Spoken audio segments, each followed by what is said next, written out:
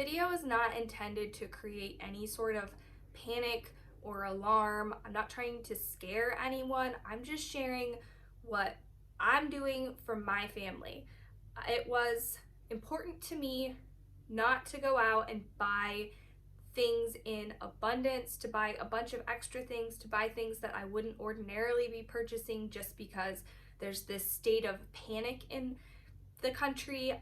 I'm not all of a sudden going to be hoarding toilet paper in my garage because I'm worried that we won't be able to purchase it in the future. I'm trying to find that balance of being mindful of the fact that I have a family of 5 and I have 3 children that we are responsible for caring for, without perpetuating the problem and making the demand higher and the supplies lower for others. My family had plans to go to Disneyland. We have been planning a Disneyland vacation for at least the last 6 months.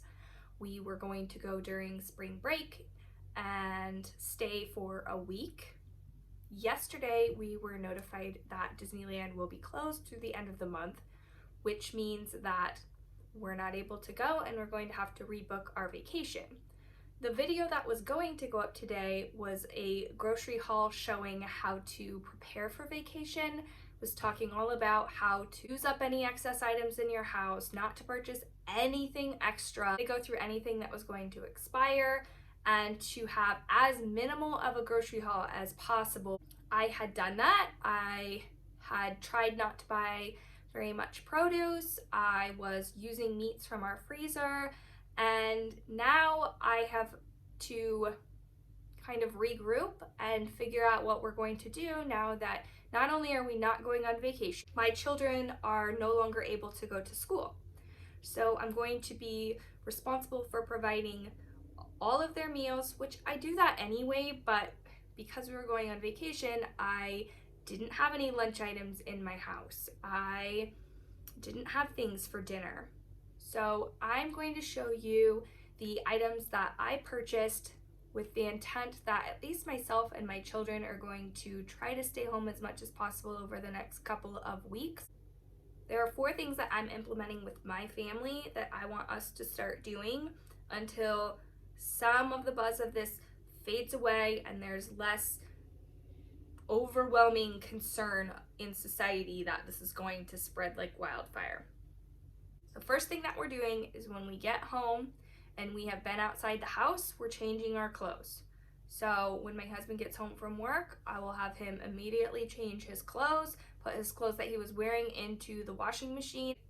Second thing that we will be doing is I did buy antibacterial wipes. So when we enter the house, I am going to have family members immediately wash their hands, and then I'm going to wipe down the door handle and the kitchen sink handle with disinfectant wipes.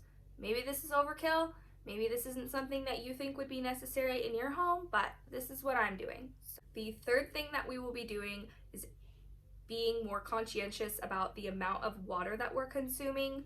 I did read a study that showed that we should be drinking water every 15 minutes, that helped decrease the severity of the virus if you did contract it. I'm not a doctor. That may not be the correct terminology. The study that I read just said that you should be trying to drink water every 15 minutes. The fourth thing that I read that was also in the same study talked about how one of the main issues that people are having is that they're not realizing that they have this virus until it's pretty far along and they've already developed pneumonia. What the study said to do is to hold your breath every day, every morning when you wake up. Just hold your breath for 10 seconds, and if you, in that 10 seconds, are not coughing or feeling the need to gasp for air or feeling a real pain in your chest, that is a good sign. And on the flip side, if you are experiencing any of those things, that you should see a doctor. Again, I'm not a doctor. I just don't see any harm in having my family hold their breath for 10 seconds every morning, and if it makes me feel better, that's what we're gonna do. I am now going to go through everything that I picked up at the store. Again, this is for a family of 5 eating all of our meals at home. I do ordinarily purchase large 2-week grocery hauls and spend about the same amount of money that I spent on this particular grocery trip. So it's not like I went out and bought, I know that this looks like a lot of stuff, but I did not go out and buy a significantly different quantity of groceries than I ordinarily would for a family my size for this period of time.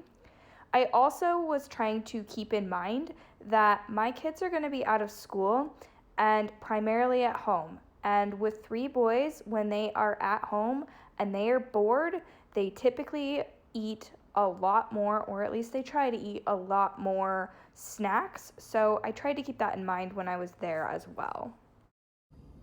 For dinners, the only meat that they had in the frozen section at Trader Joe's was shrimp.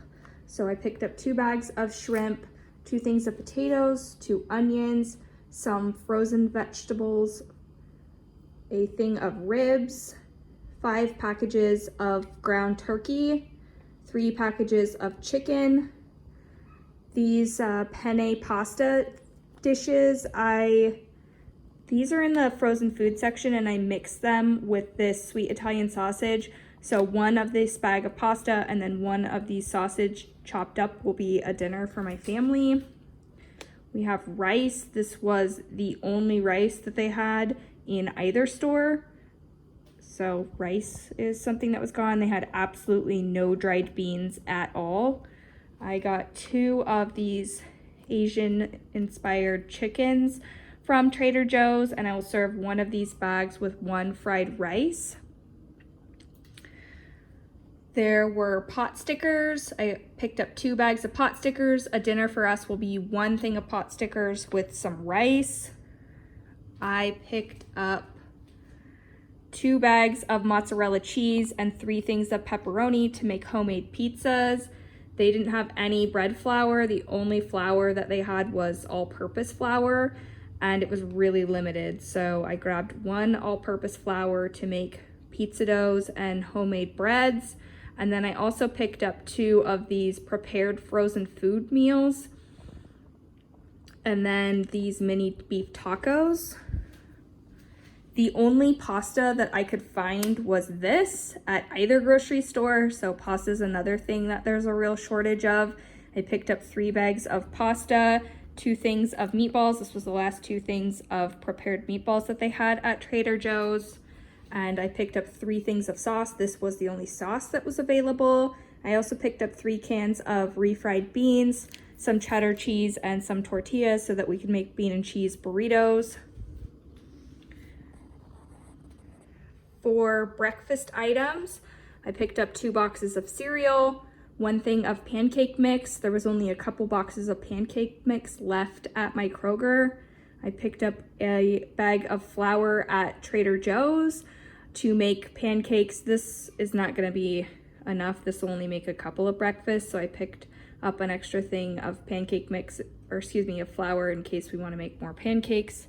3 things of bacon, 3 things of eggs. One of my children eats eggs almost every morning for breakfast, so this is typically we would go through 2 cartons if he was if him and I were the only ones eating eggs in the house. I'll also hard boil some of these for snacks. Only one of my children drinks milk, so I picked up a half gallon of milk, some bagels, plenty of coffee. If I'm gonna be in my house with my children for 2 weeks, I do not want to run out of coffee, so I bought a lot of coffee. I have 24 count of applesauce, some dairy-free yogurts, and then I bought some almonds to make homemade almond milk. My husband and I both do intermittent fasting, so the only people in my household that eat breakfast are my children, so this will be more than enough for a couple of weeks for them. In my grocery store, we like these bubblies, and they were replacing all of the bubblies with bottled water. So I picked up 4 bubblies. For household items, I picked up 3 things of toilet paper. My grocery store did have a limit on how many you could pick between toilet paper, cleaning products, and medications. So I picked 3 toilet paper, a Lysol disinfectant spray. Typically I use Method cleaners.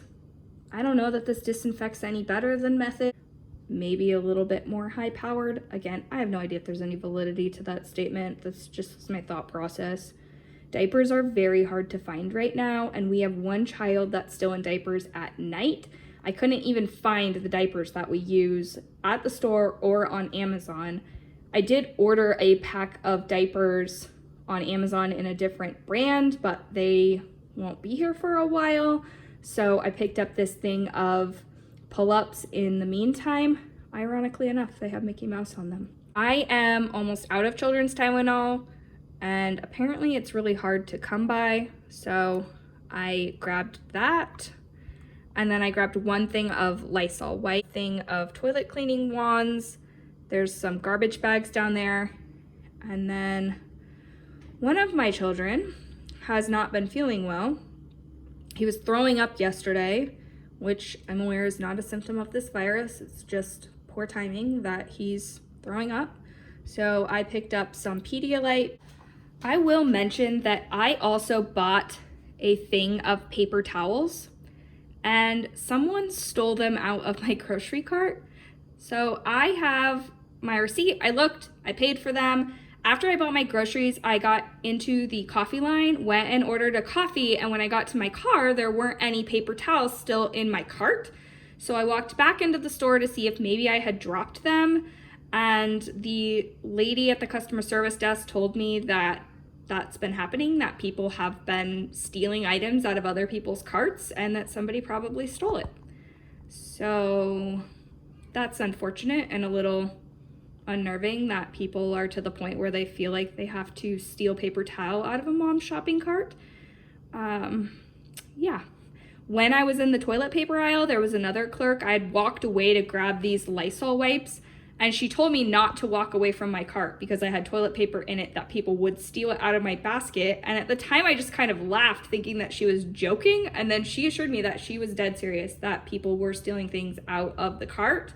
So I guess maybe it's my fault that I wasn't more attentive to my paper towels, but at the end of the day, they were stolen. So that's cool. I've just decided that that kind of pushed me over the edge with just trying to stay home. I'm not as concerned because of our age that this is going to be something that's fatal to us. I just don't feel good about the way that people are behaving currently. And if someone's literally going to steal a thing of paper towels out of a mom's shopping cart, I just feel like it's probably best for myself and my children if we just stay home for the next couple of weeks. Here are the snack items that we have. My children go through a lot of bananas. So I picked up a couple of things of bananas. I have 4 things of apples. They've already opened one of them. We have a couple of things of the Hippies, 2 of these popcorners, some olives. If you've watched my grocery hauls before, you know that my kids like bars, so I picked up some boxes of those, tortilla chips, salsa, some peanut butter filled pretzels, coconut oil, and popcorn. My kids love it when I make popcorn, and I always use coconut oil to pop it in. A couple of things of peanuts. Pickles are another item that my kids love to snack on. And here are our lunch items. I'll just heat up 2 of these cans and that'll be enough for my 3 kids for lunch. I picked up 3 things of macaroni and cheese, 3 things of lunch meat. I picked up a jar of peanut butter and jelly to make sandwiches, 2 things of little soup crackers to go into our soup. I picked up 2 loaves of the Dave's Killer bread to make sandwiches. They didn't have any frozen French fries. I picked up these tater tots to serve with these chicken nuggets for a couple of different lunches. If you found this video helpful, please subscribe to my channel and turn on the bell notifications so you don't miss when I upload. Bye.